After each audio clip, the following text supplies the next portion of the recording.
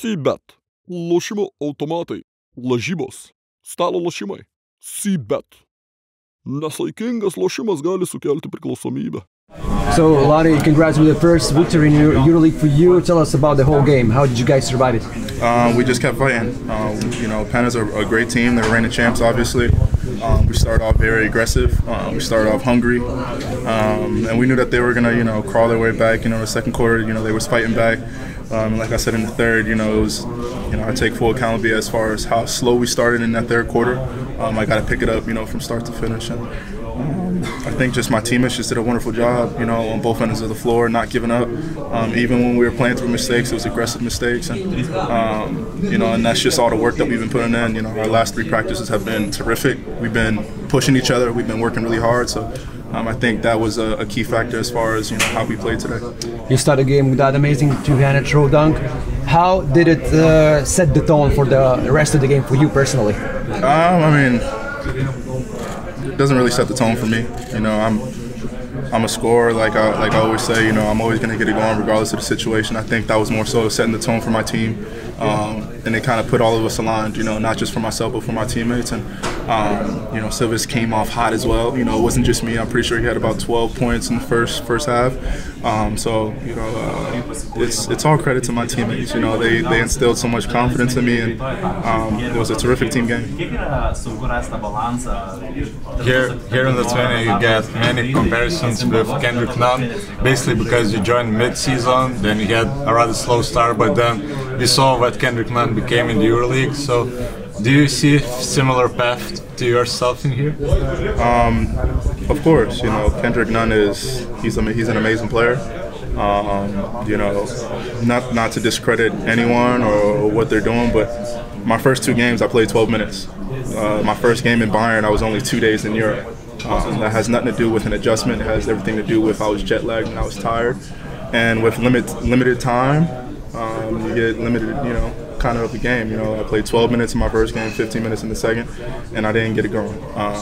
And I think as the games go on, and the more and more practices we have, I'm just going to continue to improve. But Kendrick Nunn has been an extreme inspiration and motivation for me. I love that guy to death.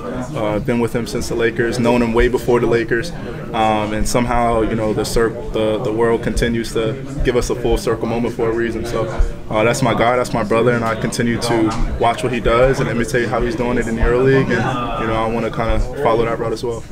Do you see any similarities between the two of you? I mean, you and Kendrick Nunn? Yeah. Of course. We're both from America. We're both scorers. And we both have that grit and that hunger. We both play with a chip on our shoulder, and we know how to play basketball, at the end of the day. So, like I said, that's my brother. I love that guy.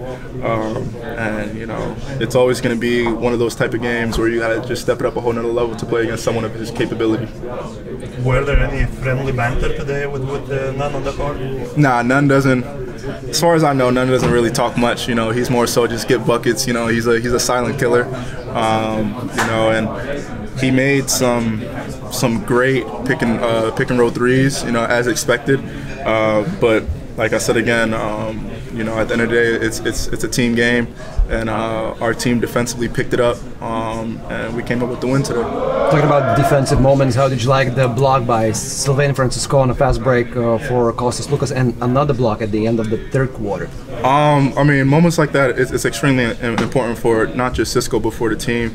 He had a turnover, and for him to get back and have the resiliency of making a defensive block and showing that tenacity, it gets everyone going, and it shows just our heart and, our effort of just not giving up and wanting to win, And I think Cisco, regardless of what was happening, he didn't want to lose this game, and that was probably the pinnacle part of the game. That was probably, in my opinion, one of the most important parts of the game.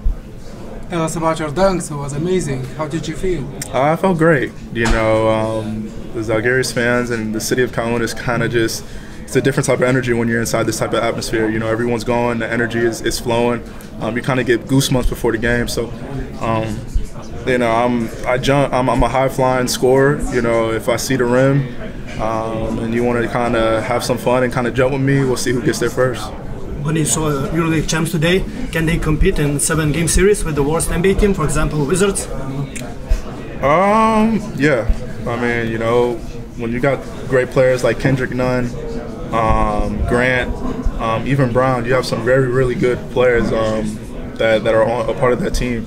It's definitely gonna make someone, you know, run for their money. At the end of the day, it's basketball. There's one court, there's one basketball, and there's 10 players. You know what I'm saying? So the ability to play team ball and play in the right way obviously has a significant role, especially when in the EuroLeague every possession counts. So that translates very importantly. So truthfully, I don't know. I don't really have an answer for you. Do you read any media outlets in Lithuanian language, how they describe your game?